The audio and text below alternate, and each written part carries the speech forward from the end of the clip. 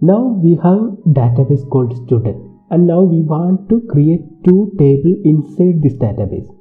So if you execute some statement, that statement will execute against some database, and which database is determined by this.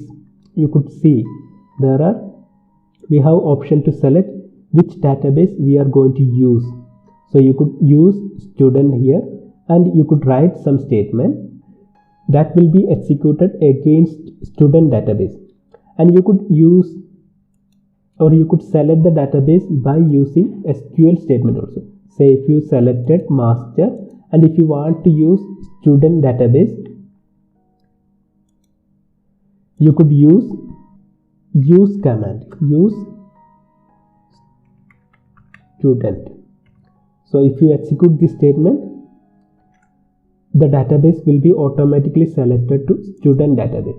So you could see, once you executed, the database is selected from master to student.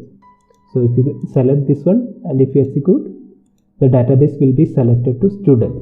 Now whichever statement you will execute will be executed against this database. So I am going to create our first table. So in order to create the table, we could use our statement or SQL statement called create table. So the syntax is create table name. So we want to create a table called student info. Now we want to specify which all the column we want to enter. Say we want to enter name column, then we want to enter address column. Also we want to enter age and date of birth. So this is the basic syntax. Also you want to specify what kind of data each column will store. Say name column will store string data. So you have to use data types. In another module we will explain which are the data types SQL Server will support. Meanwhile, just understand we are going to use string data types as n-varchar, integer as integer or int, and date as a date data types.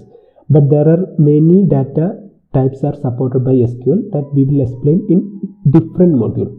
So I am going to use n-varchar for storing string data types. N-varchar, and we want to store 50 characters. Similarly for address, I want to use same data types,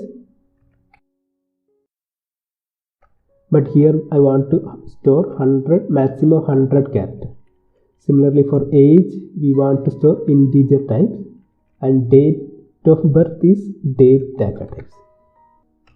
So that's it. Our syntax is very simple. Create table name, and the column we want to enter name, address, age and date of birth. So once you execute this statement and you selected student database, a table will get created. So if you expand, you could see a new table student info is created. Similarly, if you want to create another table, say create table contact info and name, we want to store varchar 50.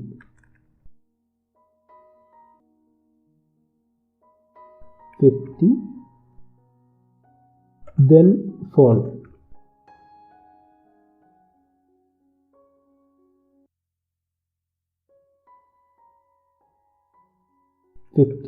character, and if you execute, a second table will get created. So make sure that you selected student database and execute it.